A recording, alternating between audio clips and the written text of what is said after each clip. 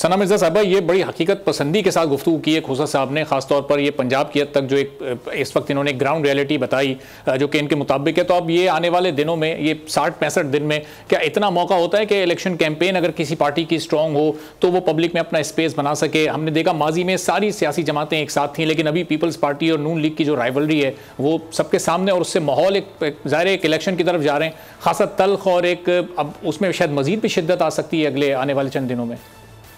बहुत शुक्रिया अरबाब आपका। देखें, खोसा साहब मेरे लिए बड़े रिस्पेक्टफुल हैं, मैं इनको बड़ा एडमायर भी करती हूँ एज अ पॉलिटिशियन और इनकी तर्ज सियासत को भी, लेकिन मैं बिल्कुल अदब के साथ कुछ ऐसी चीज़ें हैं जो चाहूँगी कि मैं उनको शेयर ज़रूर करूँ आपके प्लेटफॉर्म पे। एक तो हमें ये समझना पड़ेगा कि पीपल्स पार्टी का वोट बैंक कहाँ पर स्टैंड करता है, पाकिस्तान तहरीक इंसाफ का वोट बैंक कहाँ स्टैंड करता है, और नून लीग का वोट बैंक पंजाब में कहाँ स्टैंड करता है। देखिए, जब पाकिस्तान तहरीक इंसाफ आई थी तो उस वक्त उन्होंने नून लीग के वोट बैंक को उस हद तक नहीं डेंट पहुंचाया था जितना उन्होंने पीपल्स पार्टी के वोट बैंक को पहुंचाया था। अगर मैं ये कहूँ कि पंजाब में नून के बाद पीपी बड़ी जमात थी, तमाम तर दबाव और मसले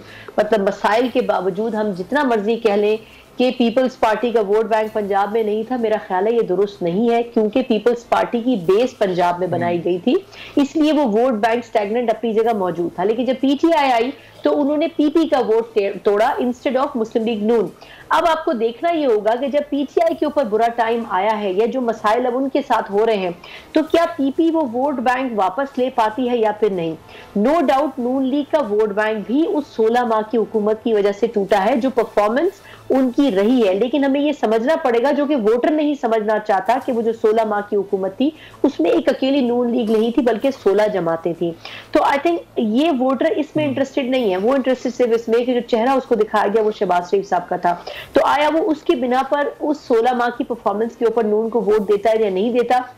बड़ी तादाद में हर बंदा सर्वेस करवा रहा है पंजाब में, कोई ये कह रहा है कि 90% नून लीग डूब गई, कोई कह रहा है जी 50% डूब गई, लेकिन आई थिंक जब तक इलेक्शन का सही मायनों में माहौल नहीं बनेगा हमारे लिए प्रेडिक्ट करना बड़ा मुश्किल होगा कि नून लीग कहां स्टैंड करती है, क्योंकि पंजाब में स्ट्रेंथ नून लीग की थी, बाकी पॉलिटिकल पार्टीज की नहीं थी। अब जहां तक पीटीआई की बात है तो ये एक बहुत बड़ा टास्क होगा, ये जो वुकला की टीम और एक फौज बनाई जा रही है पीटीआई की तरफ से, लोग इसके ऊपर ये भी बात कर रहे हैं कि ये बड़ा मजे का खेज प्लान है, लेकिन देखना ये होगा कि आया ये प्लान कामयाब होता है या नहीं होता है। ये जो बैरिस्टर गौहर साहब की तैनाती है, उसको एक हल्का अगर क्रिटिसाइज कर रहा है तो दूसरा हल्का इसको अप्रिशिएट भी कर रहा है। मैं उसकी गहराई में जाए बिना सिर्फ इतना कहना चाहूंगी कि पीपल्स पार्टी के लिए बड़ा आइडियल मौका है, बिलावल साहब की शक्ल में तमाम पॉलिटिकल पार्टीज में आप देख लें 60 से ऊपर के लोग हैं जो कि लीड कर रहे हैं। बिलावल साहब को स्पेस मिलना चाहिए,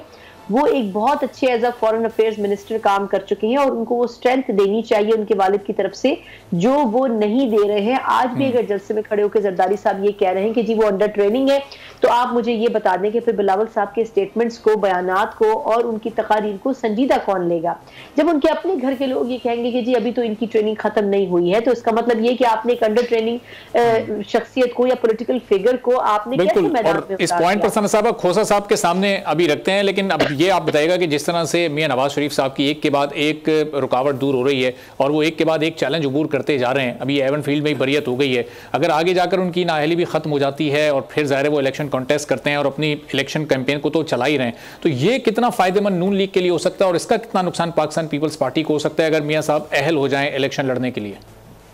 देखिए, मेरा ख्याल है कि नून लीग के साथ तो अभी वही वाली मिसाल है कि पांचों उंगलियां घी में है और सर कढ़ाई में उनका, तो उनके लिए तो कोई भी चीज ऐसी नहीं है जो कि खराब हो रही है। जब ये तय कर लिया जाता है कि किस पॉलिटिकल पार्टी ने नेगेटिविटी के साथ, तमाम तर एक ऐसे माजी के साथ जिसके ऊपर वो क्रेडिट नहीं लेते बल्कि वो ये कहते हैं कि जी ये 16 माह हमारे अकेले के नहीं है जो फैसले हमने किए, आई थिंक ये तय है कि मुस्लिम लीग नून ने आना है। अब कितनी अक्सरियत के साथ आना है, ये जरूर है कि 2/3 मेजोरिटी के साथ नहीं आना, लेकिन कितनी स्ट्रेंथ के साथ आना है ये देखना होगा। लेकिन मुझे जाती तौर पर पाकिस्तान पीपल्स पार्टी का जो वे ऑफ पॉलिटिक्स है वो इसलिए ज्यादा पसंद है कि वो लास्ट मोमेंट के ऊपर गेम को चेंज करने की सलाहियत रखते हैं, लेकिन वो गेम तभी चेंज होगा जब वो उनसे अप्रूव होकर आएगा। अदरवाइज जो चीज नून लीग के हक में है वो नून लीग के हक में ही होके रहेगी। जहां तक केसेस की बात है तो मैं क्विकली इस पे ये जरूर कहना चाहूंगी कि ये केसेस एक एक करके खत्म होने हैं, लेकिन डिबेट इस वक्त ये हो रही है कि क्या वाकई ताहयात नाअहली अपनी जगह स्टैंड करती है या फिर जो लेजिस्लेशन पार्लियामेंट फ्लोर से मेरा ख्याल है 50 से ज्यादा लेजिस्लेशन जो चंद रोज में की गई थी 56 के करीब, उसमें एक लेजिस्लेशन ये भी थी कि जी 5 साल की नाअहली की मुद्दत है और वो नाअहली मियां साहब खत्म कर चुके हैं, तो उसके बाद उनके लिए ग्राउंड कितना लेवल है। एक आखिरी बात कि अगर ये पार्लियामेंट जो अगले इलेक्शन के बाद बनती है उसमें नून लीग अगर 2/3 मेजोरिटी के साथ नहीं आती तो मियां साहब जैसी शख्सियत में और शहबाज शरीफ साहब जैसी शख्सियत में बड़ा वाज़ेह फर्क मौजूद है। शहबाज शरीफ साहब ने तो 16 माह निकाल लिए, लेकिन नवाज शरीफ साहब के लिए बड़ा मुश्किल होगा कि इतनी पार्टीज को साथ लेके वो एक जो चूचू का मुरब्बा बनेगा उस मुरब्बे को लेकर वो चले, क्योंकि उनकी और उनकी पर्सनैलिटी में दोनों भाइयों की बहुत बड़ा फर्क मौजूद है। तो आई थिंक ये उनके लिए बहुत बड़ा चैलेंज होगा। सब्सक्राइब करें और बेल दबाएं ताकि कोई खबर रह न जाए।